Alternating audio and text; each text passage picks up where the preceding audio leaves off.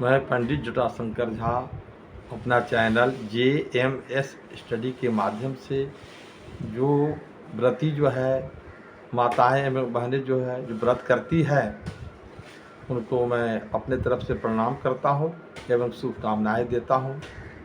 आज के व्रत के विषय में कथा बताने जा रहा हूँ, ध्यान से सुनिए। श्री सीताफ जी कहते हैं कि हे देवों के देव, अनेक तरह के व्रत मैंने किए, श्रवण किए। अब संपूर्ण पापों को नाश करने वाला व्रत को कैसे करें?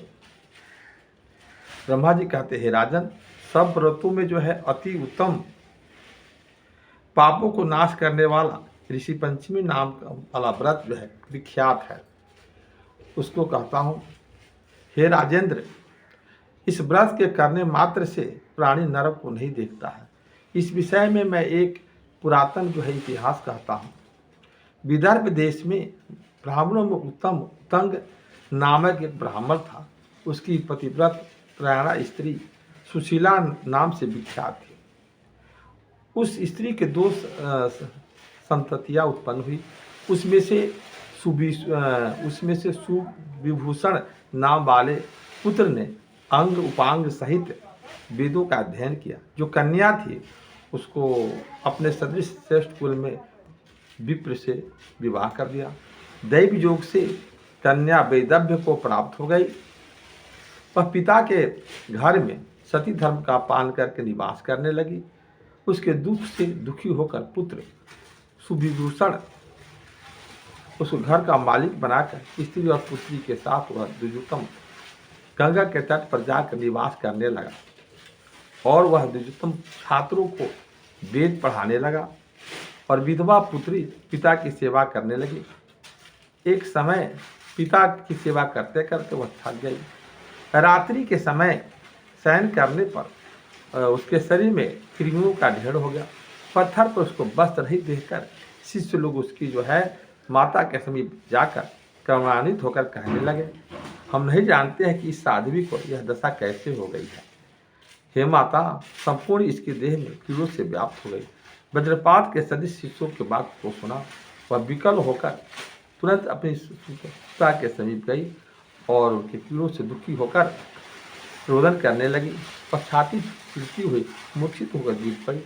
जब चैतन्य हुई तब पुत्री को उठाकर मार्जन किया और बाहुओं से पकड़कर उसे अपने पिता के समीप ले गई। स्वामी, किस पाप से इस साध्वी को ऐसी दशा हुई है? रात्रि में सोने के बाद इसके शरीर में कृमि उत्पन्न हो गए हैं। इस बात को सुनकर वह ऋषि ध्यानावस्थ होकर अपने पूर्व जन्म में किए हुए कर्मों का निवेदन करने लगे। ऋषि ने कहा, यह लड़की पुत्री जो है पूर्व के 7वें जन्म में ब्राह्मणी थी और रजस्वला धर्म को पालन नहीं की, बर्तन स्पर्श करती थी। रजस्वला के समय में उसी पाप से इसके देह में जो है कृमि हो गए हैं। रजस्वला पाप से युक्त स्त्री प्रथम दिन जो है चंडालिनी के समान, दूसरे दिन ब्रह्मत्यागी के समान, तीसरे दिन जो है धोबिन कहलाती है, चौथे दिन शुद्ध हो जाती है। उस समय अपने सहेलियों के संग में व्रत को देखकर श्रद्धा नहीं करती थी। व्रत के दर्शन मात्र के प्रभाव से निर्मल ब्राह्मण वंश में उत्पन्न हुई, किंतु व्रत के अपमान के कारण उसके शरीर में कीड़ों से भर गया। और मैंने इसके दुष्कर्म का कारण कहा। सुशीला कहने लगी, जिस व्रत के दर्शन मात्र से निर्मल वंश में ब्राह्मण वंश में उत्पन्न हुआ, आप ऐसे ब्रह्म तेजस्वी की यहाँ जन्म लिया। इस व्रत के अपमान करने से वह शयन करती हुई और इसके शरीर में कीड़े उत्पन्न हो गए। हे नाथ, यह आश्चर्य है कि इसलिए आप इस व्रत को कहिए। ऋषि बोले, हे सुशीले, व्रतों में उत्तम व्रत को सुनो। इसके करने मात्र से इस पाप से मुक्त हो सकती है और आध्यात्मिक, आधिदैविक और आदि भौतिक दुखों को दूर कर सौभाग्यशालिनी स्त्री जो है सौभाग्यशालिनी होती है और कल्याण की वृद्धि आदि जो है सब प्रकार की संपत्तियां जो है प्राप्त हो जाती है। जिस दिन जो है भाद्रपद की शुक्ल पक्ष की पंचमी हो, उस दिन जो नदी आदि में स्नान करके नियम पूर्वक नित्य कर्मों को कर अग्निहोत्रशाला में जाकर ऋषियों को जो है सविधि पूर्वक जो है पंचामृत से स्नान करा के चंदन, अगर, कपूर इत्यादि सुगंधित द्रव्यों से लेपन करे, नाना प्रकार के पुष्प, दीप, गंध से पूजन करे और यज्ञोपवीत सहित सुंदर वस्त्र को अर्पण करे और नैवेद्य अच्छे अच्छे फल चढ़ावे और अर्घ दे। कश्यप, अत्रि, भरद्वाज, विश्वामित्र, गौतम, जमदग्नि और वशिष्ठ सप्त ऋषि कहे जाते हैं। इन ऋषियों को अर्घ ग्रहण करके मुझ पर सदा प्रसन्न हुए। हे सुशीले, इस आख्यान के श्रवण करके जो शाकाहार रहे और ऋषियों के ध्यान में तत्पर होकर ब्रह्मचर्य से रहे, इस प्रकार उत्तम व्रत को आचरण करे और सब तीर्थों में जो फल प्राप्त होता है वह संपूर्ण दान आदि से जो पुण्य प्राप्त होता है इस व्रत के मात्र से प्राप्त हो जाता है। और एक कथा और भी है, व्रत को करने वाली सुखी रूप लावण तथा पुत्र पौत्र आदि से युक्त हो जाए, इस लोक में तथा परलोक में अक्षय गति की प्राप्त हो जाती है और इस व्रत के प्रभाव से पूर्व जन्म की जाति का ज्ञान भी हो जाता है। और दूसरी कथा है कि युधिष्ठिर कहने लगे कि हे देवों के देव, ऋषि पंचमी नामक व्रत को मैं कहूँगा, जिसे करने से मात्र से पाप दूर हो जाती है। युधिष्ठिर ने कहा कि यह पंचमी कैसी है, उसको ऋषि संज्ञा कैसे प्राप्त हुई है, और हे कुलोद्भव, किस तरह से स्त्रियों के पाप नाश करती है, वह जो है कहिए। हे केशव, अनेक प्रकार के जो है पाप है और इस ऋषि पंचमी व्रत करके स्त्रियां जो है किस प्रकार मुक्त होती है। श्री कृष्ण बोले, रजस्वला होने पर जो स्त्री गृह कार्य में संलग्न हो, ज्ञानावस्था में या अज्ञात अवस्था में जो बर्तन को स्पर्श कर लेती है, वह महान पाप से प्राप्त कर सत्य सी नरक में जाती है। सुनिए, किस कारण से रजस्वला का गृह कार्य में निषिद्ध है। ब्राह्मण, क्षत्रिय, वैश्य, शूद्र ये रजस्वला स्त्री को घर से दूर रखे। पूर्व समय में वृत्रासुर को मारने से इंद्र को ब्रह्महत्या को प्राप्त हुए। हे धर्मराज, उस हत्या से दुखी होकर इंद्र अपनी शुद्धि के लिए ब्रह्मा के समीप गए। हे राजेंद्र, देवताओं के साथ ब्रह्मा जी एक क्षण ध्यान करके प्रसन्न मन से इंद्र को शुद्धि कर दिए। हे युधिष्ठिर, उस समय जो है ब्रह्मा ने जो है ब्रह्महत्या के 4 भागों में बांट दिया। सबसे पहले जो है प्रथम जो है अग्नि को, और दूसरा जो है दूसरे भाग को नदी को, तीसरे भाग को जो है पर्वत को, चौथे भाग को जो है स्त्रियों के जो है राज्य में गिरा दिए। हे पार्थ, ब्रह्मा की जो आज्ञा है कि चातुर्वर्ण की उचित है रजस्वला स्त्री को सदा दूर रखे। प्रथम दिन जो है रजस्वला स्त्री चंडाली, दूसरे दिन ब्रह्मखात्नी, तीसरे दिन धोबिन, चौथे दिन जो है पवित्र हो जाती है। और ज्ञानावस्था में या अज्ञानावस्था में किए हुए स्पर्श से जो पाप होता है उस पाप के लिए ऋषि पंचमी का व्रत करे। सब पापों को दूर करने वाला, सब उपद्रवों को नाश करने वाला इसी ऋषि पंचमी व्रत को ब्राह्मण, क्षत्रिय, वैश्य और शूद्र वर्ण की स्त्रियाँ करें। इस विषय में एक पुरातन कथा भी है कि पूर्व सतयुग में विदर्भ देश में एक राजा हुआ। वह राजर्षि संजीत जो है ब्राह्मण आदि चारों वेदों को रक्षा करता था।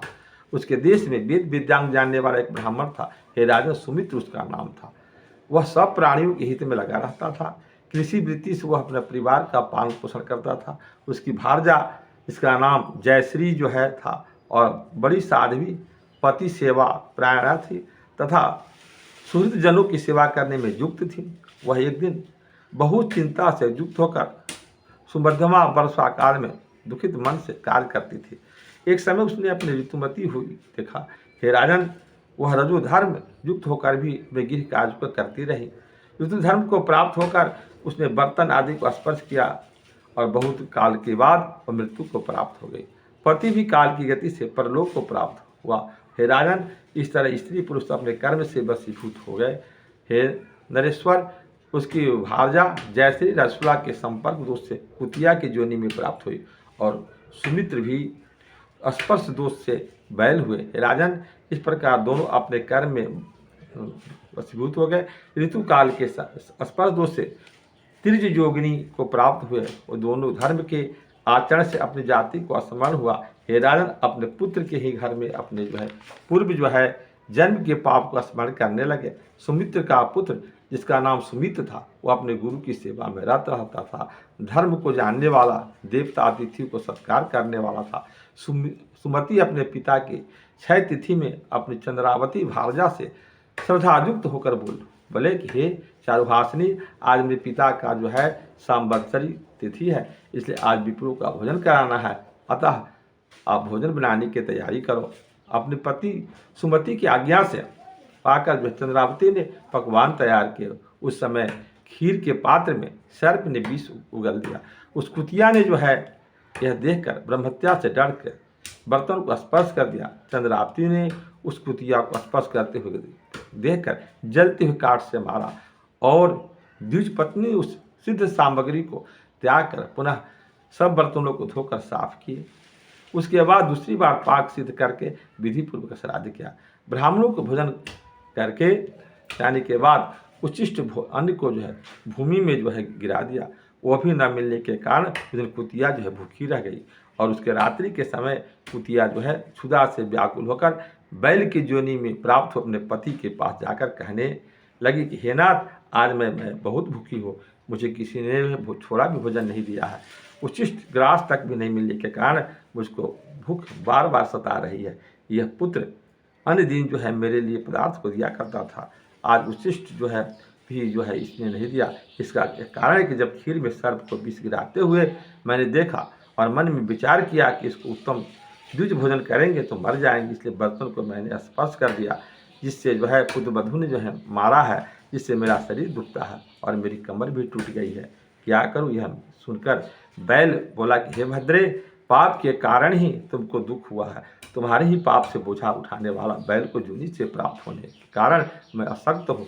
क्या करूँ? अपने पुत्र के खेत में आज दिन भर जो चलाया गया, मेरे पुत्र ने ही जो है मेरा मुख बांध कर आज मुझको जो कष्ट होने के कारण इसका श्राद्ध करना जो है व्यर्थ है। श्री कृष्ण बोले, हे युधिष्ठिर, अपने माता पिता को परस्पर बातें करते हुए देखकर दोनों को वाक्यों को श्रवण करके जो है उस सुमति ने अपने माता पिता को जाकर उस रात्रि में तत्काल भोजन कराया। हे राजन, माता पिता की ऐसी दुखित अवस्था को देखकर सुमति जल्द ही वन को गया। मैं कष्ट को कैसे जानूंगा, ऐसा निश्चय करके हे धर्मराज, वहाँ जाकर परमार्थिक ज्ञान वृद्ध ऋषियों को जो है नमस्कार करके उन दोनों के हित के बात को उसने कहा।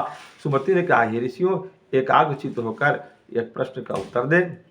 हे तपोधन, किस कर्म के फल से माता पिता जो है इस अवस्था को प्राप्त हुए हैं, इस पातक से किस तरह छुटकारा हो सकता है? कृष्ण बोले, उस समय दुखित सुमति के आर्त वचन सुनकर सब जानने वाला सर्वतपा नामक ऋषि करुणा से युक्त हो गए और सुमति के जो है माता पिता की मुक्ति के लिए कहने लगे। ऋषि बोले कि हे विप्र, एक समय तुम्हारे माता पिता अपने घर में बालक भाव से प्राप्त होकर ऋतु धर्म से को जानकर भी स्पर्श किया, उस दुष्कर्म से वह कुतिया की जोनि को प्राप्त हुई और तुम्हारे पिता जो है उसके स्पर्श से भिखम मन बैल जोनि को प्राप्त हुई। इसलिए दोनों की मुक्ति के लिए ऋषि पंचमी का व्रत करो। विपेंद्र स्त्री सहित विधि से ऋषियों की पूजा करके 7 वर्ष तक व्रत का आचरण करे। उसके बाद व्रत के अंत में धन का जो है मोह छोड़कर उद्यापन करे और शाक श्यामक निवार का भोजन करे या कंद मूल का आहार करे। हल जोतते हुए खेत के अन्न को त्याग करे। उस दिन भाद्र मास की शुक्ल पक्ष की पंचमी को उस दिन जो है मध्याह्न में नदी आदि निर्मल जलाशय पर जाकर आपा मार्ग माने चिरचिरी से काश लकड़ी से जो है आयुर्बलम इस मंत्र से प्रार्थना कर धावन करे और जो है मुख को धोकर दांतों को शुद्धि करे और मृतिका से स्नान करके शरीर को शुद्ध करे।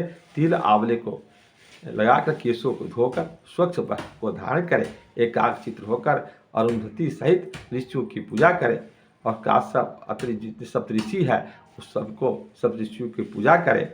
हे द्विजोत्तम, इस प्रकार इस पंचमी का व्रत करके रसोलास्पर्श से प्राप्त दोष को नष्ट हो जाता है, इसमें किसी प्रकार की संशय नहीं है। श्री कृष्ण भगवान बोले कि हे ऋषि, के वाक्यों को श्रवण करके उस सुमति ने अपने घर में स्त्री सहित श्रद्धापूर्वक व्रत किया। सब पापों को नाश करने वाले इस पंचमी व्रत को जो माता पिता फल दिया।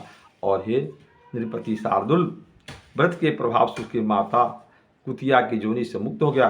विमान में स्थित होकर हे युधिष्ठिर वह दिव्य वस्त्रों को धारण कर स्वर्ग को चले गए। सुमति का पिता भी मृत्यु प्राप्त स्थान पर पशु जोनि से छूट गया। हे महाराज, इस व्रत के प्रभाव से वह भी स्वर्ग को चला गया। शरीर में जो है मन से किया गया जो पाप है वह सब व्रत के प्रभाव से नष्ट हो गया। इस व्रत के करने से जो पुण्य होता है उसको श्रवण करना चाहिए।